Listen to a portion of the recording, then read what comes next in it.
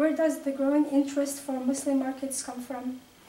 Well, figures cannot be ignored. There are some very strong macroeconomics for the Islamic world, namely that currently 1/4 of the world's population is from Muslim origin, and these figures will grow. It is expected that in 2025 1/3 of the world's population will be Muslim. These Muslim markets constitute an alternative or alternative markets to the North American and the Eurozone markets, which are currently facing an unprecedented financial crisis. Besides, the growing purchase power, the growing economic power from the Muslim populations create new needs which can be described as Muslim consumerism.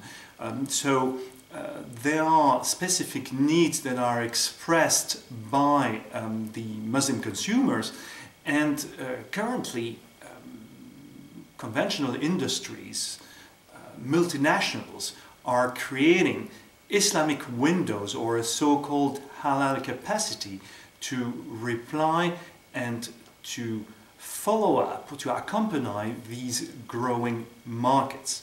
Talking about growing markets, we can also mention emerging markets. There are currently in the world two main emerging markets, which are Asia and Africa. Asia and Africa cannot be considered without the Muslim spectacles.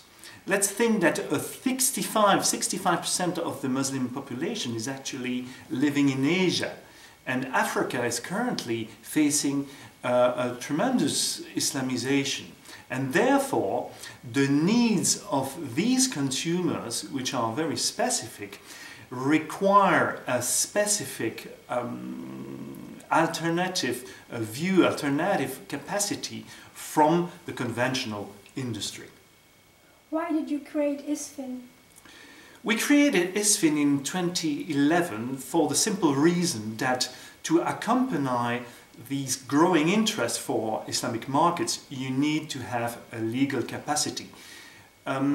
Enterprises from the Muslim world and investing globally or investing in Western countries, just like conventional Western companies investing in the Muslim world, do require a sophisticated legal skills and legal accompanying to carry on their business in those different business cultures. Right now, we used to have two mainstream or two legal culture, which were common law based on the Anglo-Saxon system, civil law based on the Napoleon Code, or Latin way of doing things. Well, we now see a growing impact of Sharia law, which are mainly based on the Quran. So we currently have three main legal traditions. The law is a fundamental element of doing business on a worldwide scale. If I take the example of a yogurt, well, a yogurt is 1/5 yogurt and 4/5 of law, because you will find distribution law, intellectual property law, corporate law, environment law, etc. So nowadays you cannot conduct effectively your business without a strong legal support.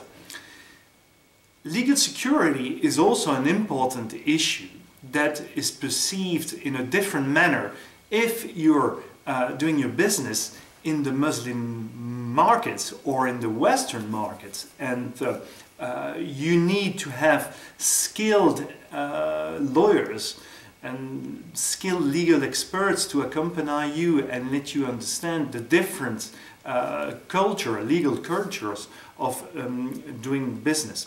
So in a way, iSfin wishes to be and is willing to be and is accompanying a platform to accompany investments from the Muslim world into the West and Western investments into the Muslim world.